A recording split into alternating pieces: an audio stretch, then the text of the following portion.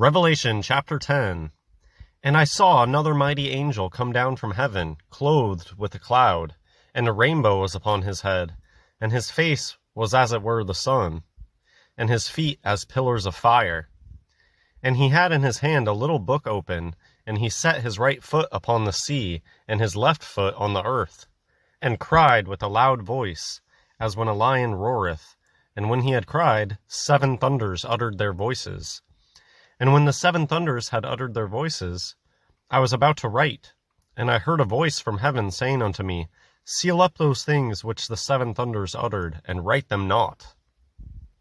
And the angel which I saw stand upon the sea and upon the earth lifted up his hand to heaven, and sware by him that liveth for ever and ever, who created heaven, and the things that therein are, and the earth, and the things that therein are, and the sea, and the things which are therein, that there should be time no longer. But in the days of the voice of the 7th angel, when he shall begin to sound, the mystery of God should be finished, as he hath declared to his servants, the prophets. And the voice which I heard from heaven spake unto me again, and said, Go and take the little book which is open in the hand of the angel which standeth upon the sea and upon the earth.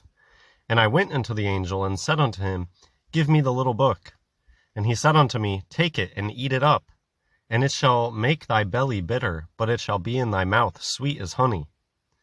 And I took the little book out of the angel's hand, and ate it up. And it was in my mouth sweet as honey, and as soon as I had eaten it, my belly was bitter. And he said unto me, Thou must prophesy again before many peoples and nations and tongues and kings. I'm not going to have a lot to say about Revelation chapter 10.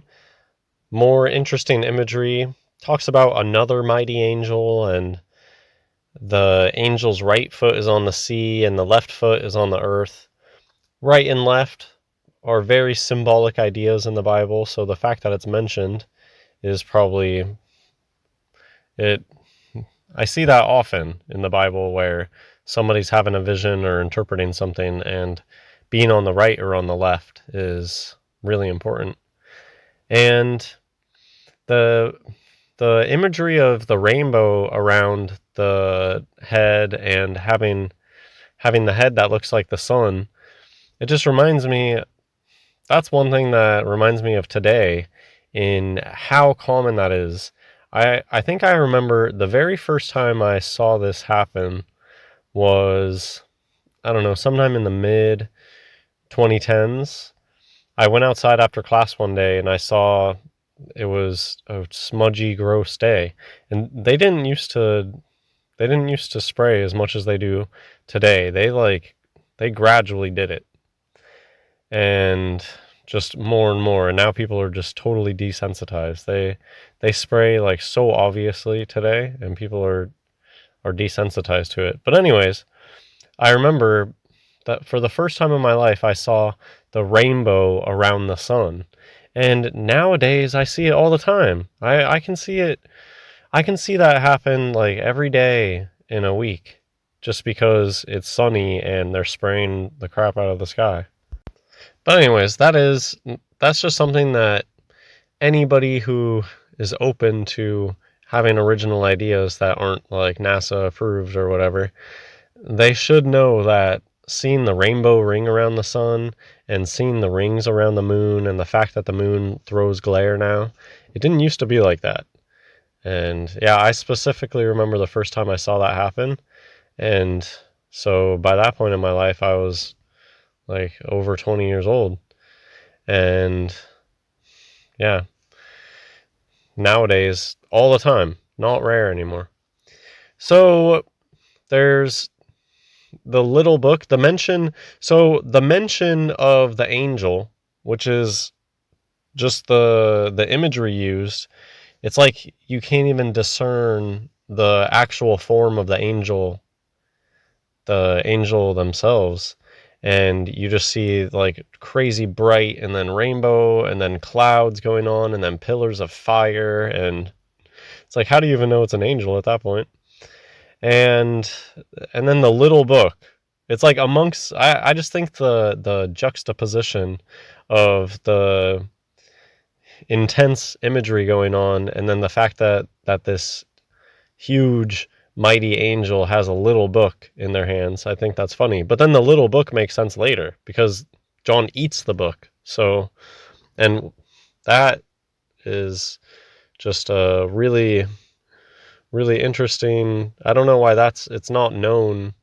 At least I didn't used to know. That should be just as famous as the whole uh, Alice in Wonderland thing. So, Revelation chapter 10, verse 6, the angel swears that there should be time no longer. So that's really interesting, that time isn't going to be a thing anymore. Maybe that's part of why time is going so wacky now.